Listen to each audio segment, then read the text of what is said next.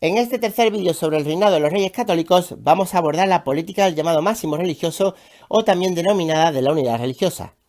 En primer lugar hay que plantearse la siguiente cuestión. ¿Por qué se lleva a cabo la unidad religiosa? Se produce por tres grandes motivos: por motivos políticos, por motivos sociales y por supuesto por motivos religiosos. En este sentido, la unidad religiosa se convierte en la garantía suprema de la unidad nacional. ¿Pero por qué? La religión explica todos los ámbitos y por lo tanto la unidad religiosa mantiene la unidad geológica del país. Sin duda, si hay un problema de la sociedad española en la Baja Edad Media es el enfrentamiento entre las culturas. El principio de unidad religiosa proviene de la sociedad medieval, donde la reconquista es sinónimo de la Guerra Santa y no de la sociedad moderna, puesto que en el medievo es donde debe convivirse con una división religiosa bastante amplia. En la Edad Media, las tres culturas en España no convivían, sino que coexistían. Y si se da una coexistencia pacífica es porque ninguna puede someter a las restantes. Curiosamente, aunque las relaciones entre los musulmanes y los cristianos se dirimen en el campo de batalla, no sucede lo mismo entre los cristianos y los judíos. Aunque los judíos son esencialmente una minoría, no acaban con ellos por dos motivos fundamentales. En primer lugar, los judíos son una fuente de ingresos permanente, puesto que tenían que pagar un impuesto. En este sentido, en las persecuciones bajomedievales a los judíos son condenados los cristianos. Y por otra parte, la monarquía utiliza a los judíos como financieros de la corona, es decir, son recaudadores de impuestos y por lo tanto inspiran cierto odio entre la población. Los judíos empiezan a llegar a la península ibérica durante el Alto Imperio Romano. Con la invasión visigoda llegan comunidades de otros lugares de Europa, mientras que con la llegada de los musulmanes, a partir del año 711, acuden multitud de judíos, ya que judíos y musulmanes no son religiones enfrentadas. España sin duda es uno de los últimos lugares que expulsa a los judíos, tras otros países de su entorno como Inglaterra, Francia, Portugal o Alemania. En nuestro país, las cifras más optimistas hablan aproximadamente de 1 millón de judíos, mientras que las más inferiores hablan en torno a los 150.000. Por lo tanto, realmente el número de judíos se sitúa en torno al medio millón. Los judíos son una población eminentemente urbana, desarrollando oficios manuales. En este sentido hay que señalar que el cristianismo rechaza ganar dinero a través de los trabajos manuales y la población es eminentemente agrícola, hecho que llama la atención del cronista Andrés Bernaldez. Los judíos poseen profesiones libres. Son médicos, astrónomos, farmacéuticos, profesores universitarios y comerciantes. Unos comerciantes que son mal vistos porque, según la doctrina escolástica, ganan dinero de forma usurera, es decir, robaban, aunque no es así según la religión judía. Pero los judíos son también grandes financieros y recaudadores de impuestos, y en los sectores más bajos aparecen artesanos, orfebres y plateros. El judío en general es un marginado social, y por lo tanto es mayoritariamente pobre. La riqueza y la ostentación de una minoría contrasta con la pobreza mayoritaria de la población cristiana, una riqueza obtenida aprovechándose de la opresión fiscal de la corona, ya que son considerados explotadores y traidores, ya que los judíos, como hemos señalado, eran recaudadores de impuestos. Además, hay sectores que incitan a la persecución contra los judíos, como por ejemplo las órdenes mendicantes, en las que el clero, desde los sermones, incita contra los hebreos y también la corona, ya que en lugar de exponer al pueblo que el balance económico negativo se debe a una mala distribución de los bienes, resulta mucho más fácil culpar de ello a los judíos. Así, el clérigo Alonso de Espina escribió la obra Fortaleza de la Fe contra los judíos. Alonso, curiosamente, era un judío converso. Igual sucede con el clérigo Alonso de Cartagena o con el arcediano de Écija, Ferran Martínez. Estas persecuciones tienen lugar en la segunda mitad del siglo XIV. A partir de la crisis se producen epidemias, pobreza, miseria, despoblación, etc. Es decir, los mínimos vitales se conjugan en un hecho concreto. Las epidemias dan lugar a un conjunto de conmociones sociales en Europa, sobre todo en Inglaterra y Portugal, llegando con mayor retraso a España, probablemente porque la crisis llega más tardíamente a nuestro país. Así, en Castilla, aunque la crisis del siglo XIV no se nota tanto, hay reveses económicos en cuanto al hambre, produciéndose las primeras persecuciones que se conocen, denominadas pogrom, siendo sin duda la más violenta la que se produjo en Sevilla durante el año 1391, donde existía una gran comunidad judía, extendiéndose con posterioridad a otras ciudades como Córdoba, Écija o Toledo, debido al contraste entre poblaciones y las tensiones que se acumulan en el tiempo. Las persecuciones son sofocadas por la corona y los alborotadores son finalmente detenidos. Sin embargo, las persecuciones dan lugar al nuevo fenómeno de los judíos conversos. En un clima hostil, los judíos se convierten al cristianismo, aunque el problema no solo no se soluciona, sino que incluso es agravado. Así, aunque se convierten en sus círculos personales, siguen practicando la religión hebrea, lo que provoca sin duda que cometan el peor delito de la época, la apostasía o herejía, que se castigaba con la hoguera. Por tanto, uno de los problemas principales en la España del siglo XV es sin duda el problema de los falsos conversos, ya que se produce una conversión formal, aunque no una conversión verdadera. Falsos conversos que son descubiertos, aunque ya todos los nuevos conversos son sospechosos de practicar la antigua religión, puesto que la población está instigada, y sobre todo con la población conversa. Por ello, los pogrom siguen durante el siglo XV, fundamentalmente en Segovia y en Sevilla, durante el reinado de los reyes católicos. Los judíos tenían unas costumbres distintas, como por ejemplo no comer carne de cerdo o el descanso el sábado, costumbres que se practican ya por cotidianidad aunque se sientan cristianos. La solución al problema emana de los propios judeoconversos. En este sentido, un grupo de judeoconversos propone una serie de medidas concretas sobre la población. En primer lugar, los judíos deben concentrarse en barrios específicos de las ciudades, que se denominan juderías. Se pretende también hacer de las comunidades guetos, es decir, cerrarlas. Y por último, se les debe poner un distintivo en la ropa a los judíos para que puedan ser distinguidos. Con ello, los reyes católicos lo que pretenden sin duda es que puedan ser protegidos con mayor eficacia. Sin embargo, estas medidas no dan el resultado apetecido e incluso se crea un clima de auténtica guerra civil. Es precisamente en este caldo de cultivo en el que se crea la Inquisición, ya que en este núcleo de conversos surge la idea de crear un tribunal especial que pueda distinguir entre verdaderos y falsos conversos. Así el autor Henry Kamen afirma que la Inquisición fue un tribunal antisemita. Esta idea es acogida por Fernando el Católico, quien utiliza como arma de unificación nacional, unificación religiosa y también como pacificación del reino. De hecho, si la Santa Hermandad eliminó los disturbios, igual debe suceder ante este problema. Sin embargo, la burguesía emergente judía tenía un importante poder, por lo que cuando los reyes necesiten dinero, en lugar de requerirlo a los judíos, deben solicitarlo a los banqueros extranjeros. La importancia de los judíos también alcanzaba el terreno cultural. Tanto Santa Teresa de Jesús como San Juan de la Cruz y Torquemada son judeoconversos. Ante la petición de Fernando el Católico, el Papa Sixto IV concede el tribunal especial mediante la bula Exigit sinceras devotionis affectus en el año 1478. Pero, ¿qué características posee este tribunal? En primer lugar, el tribunal no depende de la Iglesia, sino de la monarquía. Por tanto, es un tribunal permanente que no goza de un carácter temporal. Sus miembros son eclesiásticos, pero están siempre bajo la tutela estatal. Por otra parte, el objetivo del tribunal es seguir los delitos de fe relacionados con la población judía, es decir, perseguir a los falsos conversos. En un primer momento, su intervención fue sencilla.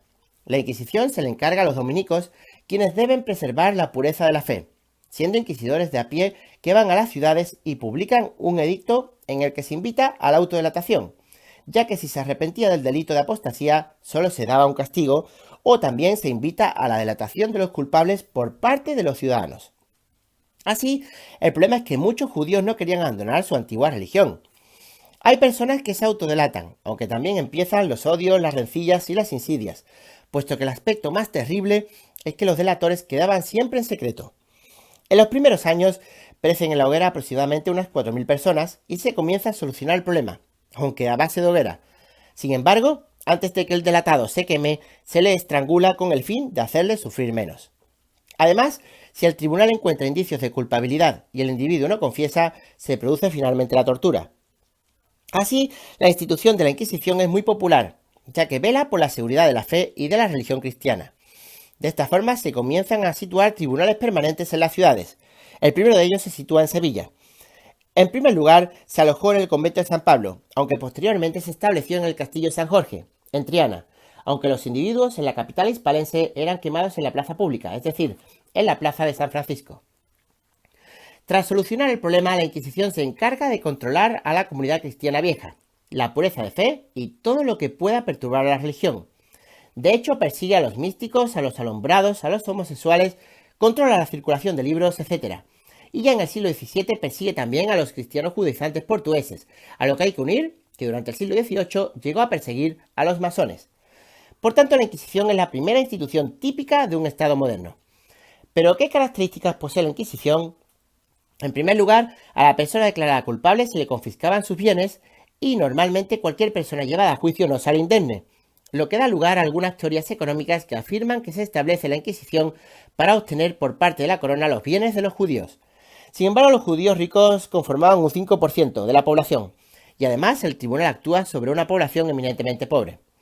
Las penas de la Inquisición se heredan, es decir, los descendientes quedan estigmatizados y tienen problemas en su vida cotidiana. De hecho, no pueden viajar a América ni ocupar tampoco cargos públicos, intensificándose posteriormente con la reforma emprendida por parte del monarca Felipe II. La Inquisición, al igual que la Santa Hermandad, se convierte en un consejo estatal, muy parecido a un ministerio que sin duda era uno de los más importantes. El Consejo de la Suprema y Santa Inquisición está presidido por un inquisidor general, Torquemada, un judío converso. Los consejos se componen de eclesiásticos. Si en un principio se eligió a los dominicos, ahora sus miembros pueden pertenecer a cualquier orden religiosa, y sobre todo a las órdenes mendicantes. Por tanto, no son miembros de la alta nobleza, sino que son arquetipos representativos de la burocracia. En las ciudades se establecen tribunales autónomos formados por varios miembros.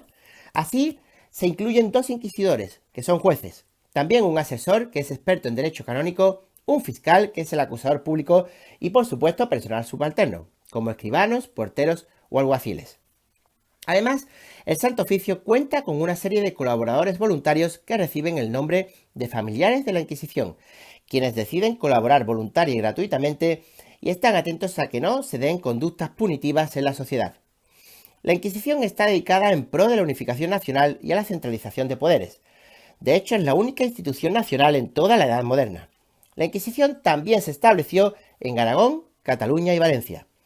En Aragón la Inquisición se considera un atentado a los fueros, aunque como esgrime Fernando el Católico, los fueros no se encuentran escritos. Incluso el primer inquisidor, Pedro de Arbués, es asesinado en Zaragoza, aunque la revuelta finalmente llega a ser sofocada. El juicio que celebra la Inquisición a un acusado se llama auto de fe, que es siempre un acto público, ya que una manera de ejercer el control de la población es el miedo. De esta forma, un auto de fe puede durar todo un día, y de ahí la asistencia masiva. Generalmente se llegaba a leer un sermón. En general, había también un efecto teatral, de hecho se les chilla al reo. Tras el juicio, el relajado, que es como se denomina al condenado por la Inquisición, se entrega a la justicia civil para que ejecute la pena. Sin embargo, no en todos los casos hay condena, surgiendo también la figura del reconciliado, que comete delitos leves pero se le hace un auto de fe para reintegrarlo a la comunidad cristiana. La teatralidad del auto de fe se acentúa, puesto que a las personas culpables se les pasea en un carro y vestidos con un hábito infamante, denominado San Benito, un hábito que se solía colgar en el techo de la parroquia, perpetuándose de esta forma la pena. Los primeros tiempos de la Inquisición son duros, muy duros. De hecho, son exterminadas aproximadamente unas 4.000 personas, una cifra realmente importante para la época, y hubo muchísimas voces contrarias a la Inquisición, como el arzobispo Talavera y el cardenal Cisneros, cuya idea sin duda era solucionar el problema mediante un proceso de evangelización de los judíos, programa que fue llevado a la práctica por parte de Talavera, pero para cristianizar a los musulmanes, e incluso el arzobispo llegó a aprender aljamiano, la lengua musulmana, aunque finalmente fracasó rotundamente. Además, se opusieron a la Inquisición voces tan importantes como los franciscanos y la burguesía. A largo plazo, la mayor catástrofe y consecuencia negativa de la Inquisición no es el ajusticiamiento de personas, sino el atraso técnico, intelectual y tecnológico que supuso, ya que un libro de ciencia, por el mero hecho de ser escrito por un protestante, pasa al índice de libros prohibidos, e incluso el cardenal Primado de Toledo sufre un proceso inquisitorial debido a la publicación de una obra suya. Además, la Inquisición propugna la teología escolástica española frente al humanismo, por lo que los intelectuales son sin duda de menor categoría, y pone muchas trabas a la circulación de novelas de ficción. Otra consecuencia negativa que surge en la sociedad española es un prejuicio nefasto, la limpieza de sangre, dividiéndose la sociedad castellana en cristianos nuevos y cristianos viejos, tratándose a los cristianos nuevos como ciudadanos de segunda clase. En este sentido, a partir de ahora, quien quiera llamarse cristiano viejo tiene que demostrarlo, pero solo puede ser demostrado por la nobleza, ya que teóricamente no puede haber conversos. Y es que sin duda el cristiano viejo goza de privilegios importantes. Entre otros destacan que puede ocupar cargos públicos y acceder a determinados colegios universitarios. Por tanto, se crea un monopolio, ya que si solo puede ser demostrado por los nobles, El Estatuto de Limpieza de Sangre es utilizado para excluir de privilegios al resto de la población, convirtiéndose en un medio que utilizan los ricos para cerrar la promoción social a los pobres. La Inquisición es el tema más estudiado de toda la historia universal, y en definitiva del proceso de la Inquisición se obtiene el máximo de eficacia frente al mínimo de publicidad. Sin duda un tema importante en esta política de unidad religiosa es la expulsión de los judíos. La Inquisición no puede actuar si no hay delito de apostasía, pero a partir de las Cortes de Madrigal, que se produjeron en el año 1476, se decide que los judíos sean encerrados en barrios apartados de la comunidad y también obligados a llevar rasgos distintivos. Se intenta que se conviertan de esta forma al cristianismo. Sin embargo, la Inquisición tiene un efecto contrario, y en lugar de calmar los ánimos, fomenta aún más el fanatismo, ya que provoca que se acentúen los enfrentamientos y que las persecuciones sean incluso más violentas. Por tanto, en el decreto del día 31 de marzo del año 1492, se obliga a los judíos de los reinos de España a salir fuera como última medida, finalizando el problema de los continuos enfrentamientos civiles que se arrastran prácticamente desde mediados del siglo XIV. El decreto ofrece la solución, o la conversión o el exilio. Así, puesto que si son bautizados pueden quedarse, se calcula que hubo aproximadamente unas 50.000 conversiones para adaptarse a las nuevas circunstancias. Por tanto, se calcula que fueron unos 300.000 judíos los afectados por el decreto, de los que salieron de la península unos 250.000 en total. Su destino fue prioritariamente el norte de África y posteriormente Turquía, donde algunos pasaron a Israel mientras que otros acudieron a Portugal, y precisamente del país luso pasaron al resto de Europa. Así, a partir de la segunda mitad del siglo XVI, se concentran en la Europa central, concretamente en Holanda, sobre todo en el ámbito de las actividades comerciales. En España, la salida de los judíos tuvo varias consecuencias. Desde el punto de vista numérico es un fenómeno prácticamente imperceptible, pero cualitativamente la salida provocaría la quiebra o el anquilosamiento de la burguesía. Sin embargo, no es totalmente cierto, ya que solo se moderan las actividades financieras y en el primer tercio del siglo XVI hay una eclosión del comercio, por lo que su ausencia no es notable. Sin embargo, posteriormente los judíos hubiesen sido importantes para la formación de una banca nacional, ya que en España solo había pequeños bancos en tiempos del descubrimiento de las Indias. Esa banca sería fundamental para el préstamo de dinero al Estado cuando lo requiriese, ya que se recurrió a banqueros florentinos y europeos en general, lo que provocó una gran sangría económica ya que los intereses son muy elevados. Tras la expulsión, nadie se arrepiente y se pacifica la cuestión religiosa. Se avanza en la centralización y en la paz interior. De hecho, se fortalece el poder real, o mejor dicho, la autoridad del poder real. Y se constató sin duda que la expulsión tuvo un efecto beneficioso, ya que se dice que los tesoros de las Indias son el premio de la divinidad por haber expulsado a las dos grandes religiones infieles, musulmanes y judíos. La expulsión fue dramática, puesto que a muchos hubo que meterlos en los barcos. Se les permitió llevarse todos sus bienes, salvo los bienes raíces, las tierras, las viviendas, etc., surgiendo en este sentido el tema de la especulación. La corona facilita los barcos, aunque se supera con mucho su verdadera capacidad, muriendo algunos durante el trayecto. Pero los reyes católicos también persiguen a otra minoría étnica, los gitanos. Así se dan los primeros edictos de persecución contra los gitanos para que estos vivan de forma estable en un núcleo de población y se inscriban en los registros de la ciudad para que paguen los impuestos y así controlarlos mejor. En general, los reyes católicos desechan el nomadismo, y los gitanos son acusados además de robo. Por tanto, en los edictos se afirma que deben vivir en las ciudades y de lo contrario se les condena a la cárcel o a las galeras para que remen durante cierto tiempo. De hecho, es una de las penas en la Edad Moderna más importantes junto a la confiscación de los bienes.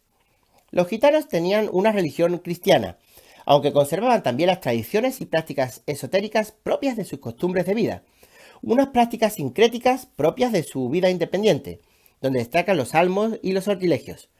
Para erradicar estas prácticas son llevados a la Inquisición. La comunidad gitana era prácticamente muy pequeña. No existían más de 20.000 o 30.000 personas. El gitano es un marginado en la sociedad española no solo por los propios ciudadanos, sino por su automarginación. No quieren vivir en comunidad, hasta que lleven otra vida más estable, donde predomina el ganado, la herrería, etc. No pertenecían ni al ejército ni ocupaban cargos estatales. No se sabe de dónde vienen los gitanos. Las teorías más acertadas afirman que proceden de Oriente Medio, en concreto de Egipto y de la India, y comienzan a llegar a Europa desde la antigüedad, aunque cuando se producen las grandes migraciones es con la llegada de los musulmanes, penetrando en España por el norte de África, con mayor éxito por el mar Mediterráneo que por el océano Atlántico. La obsesión por perseguir a los gitanos es constante en la historia de España. Destacan Carlos V, Felipe II, Felipe III y Felipe IV, aunque también durante el siglo XVIII los gitanos son perseguidos. En esta política también destacan las relaciones de los reyes católicos con la Iglesia. En este sentido hay que puntualizar que los reyes católicos debían llegar a acuerdos con los dos poderes parciales, nobleza e Iglesia. Si con la nobleza se llega a acuerdos por la línea del consenso y de la coacción, sucede lo mismo con la Iglesia. La reforma de la Iglesia es llevada a cabo por parte del cardenal Cisneros con un espíritu erasmista. Así, las reformas protestantes no entraron en España porque las circunstancias que hacen posible la entrada en el resto de Europa no se dan en España. Es decir, la formación del Estado, la corrupción del clero, las indulgencias, el humanismo y el desconsuelo al no haber respuestas religiosas. Son problemas que resuelve Cisneros con la prerreforma española, que otorga una mayor moralidad al clero, aporta a las órdenes religiosas su sentido, elimina a los clérigos de la corona, crea centros de enseñanza donde estudian los clérigos, etc. Con Cisneros y otros dirigentes, los reyes católicos pretenden negociar un concordato con la Santa Sede para dejar claro que la máxima autoridad en el Estado es el rey y no el Papa. El derecho de presentación. Además, cuando existe una vacante se nombra al elegido, pero lo hace el rey y no la autoridad papal. Es lo que se denomina el derecho de regio patronato. Así, los papas al inicio de la Edad Moderna tenían capacidad para nombrar vacantes en las sedes episcopales y metropolitanas, asegurándose el control de las rentas de dichas sedes. Además, en el siglo XV los arzobispos y obispos castellanos proceden de Europa. Así, la actitud de los reyes, al igual que los restantes monarcas europeos, va encaminada a limitar la acción del Papa en los asuntos eclesiásticos del reino. El papado es un área diplomática que lleva personalmente Fernando el Católico. En Europa, todos los reyes piden el derecho del regio patronato, aunque en el Renacimiento no lo obtiene ningún país. Por tanto, los reyes católicos no consiguen este derecho, pero aprovechando que el Papa Alejandro VI era español, se logran ciertas prerrogativas, destacando el derecho de presentación, que es una modalidad del patronato regio, por el que el rey da una terna, es decir, aporta 3 personas entre las que el Papa debe elegir, aprovechando la conquista de Granada, Canarias y América. Así, aprovechándose que Alejandro VI nació en Játiva, en Valencia, premia con este derecho, aunque solo a las 3 nuevas adquisiciones. Se concede, insisto, solo a Granada, Canarias y América. Sin embargo, a pesar de ello, el derecho de presentación es una realidad para todo el reino, convirtiéndose en el precedente del regio patronato. Así, España es el primer estado que obtiene el derecho de presentación. En cuanto a las reformas eclesiásticas llevadas a cabo por Cisneros, impidiendo que la reforma protestante tenga éxito en España. Cisneros es uno de los representantes de las corrientes espirituales de la Europa bajo medieval en el espíritu de oración, la llamada devotio moderna, cuyo máximo representante fue sin duda Erasmo de Rotterdam, que tuvo su mayor eco en España, y también en la vivencia religiosa. Cisneros, de esta forma, funda la Universidad de Alcalá de Henares, donde se traduce la Biblia a 4 lenguas, e invita a Erasmo de Rotterdam para que sea catedrático, aunque el erudito rechaza la oferta porque no le gustaba la Inquisición española.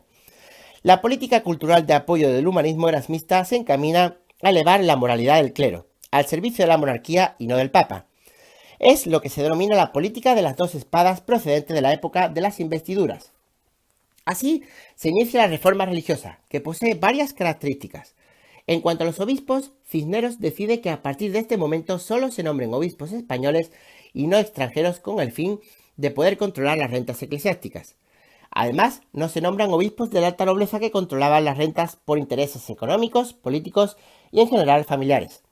A ello hay que sumar que el nombramiento de los príncipes eclesiásticos recae ahora en los letrados, que son personas que han estudiado en la universidad, es decir, tienen una buena formación. Con este fin se había creado la Universidad de Alcalá de Henares. De esta forma también se apoya en las clases sociales medias, en la baja nobleza y en los burgueses. Y es más, casi todos los obispos y arzobispos son estudiantes que proceden del Colegio Mayor de San Bartolomé.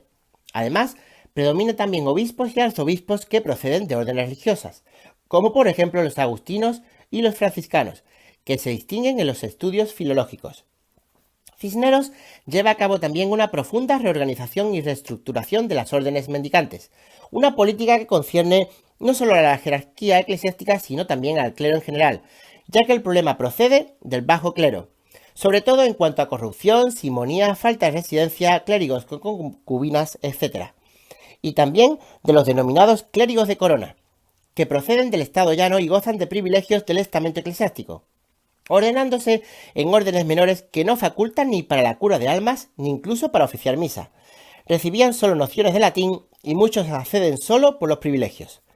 En este sentido, Cisneros reduce el número de clérigos de corona o clérigos de órdenes menores y además impide nuevas ordenaciones en Castilla y Aragón a través de la política de exigencia mínima, ya que se exigen buenos conocimientos de latín, conocimientos de teología y, por supuesto, una buena formación doctrinal. Además, para restituir sus conductas, Cisneros está dispuesto a emplear la Inquisición para velar por sus conductas. Ante esta situación, el mundo eclesiástico intelectual español del siglo XVI es uno de los mejores de Europa, con Cisneros a la cabeza.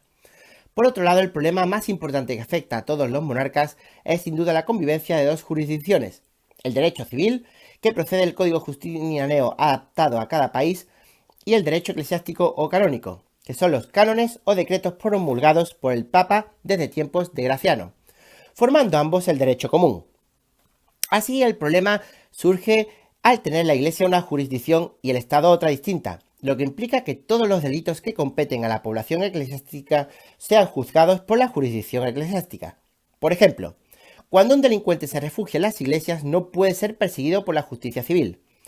En este momento se intenta evitar la arbitrariedad. La jurisdicción eclesiástica era muy condescendiente con los clérigos y no juzga la corrupción del alto clero. Los grandes asesinos estatales se refugian en las iglesias, llegándose a una situación extrema. La autoridad civil entra en una iglesia. Por ello, la Iglesia proclama en este sentido un interdicto. ¿Pero qué era un interdicto? En este sentido, la Iglesia suspende todos los oficios religiosos hasta que se le entregue el delincuente, que en los siglos XV y XVI tiene consecuencias importantes. Así, todos los enterramientos tienen un oficio religioso y, por lo tanto, durante el interdicto no se entierra a nadie. Además, durante el interdicto no hay ningún clérigo que asista al moribundo en sus confesiones. Ante parcelas de poder tan importantes, los reyes católicos solo limitan los excesos de la jurisdicción eclesiástica, aunque no logran eliminarla.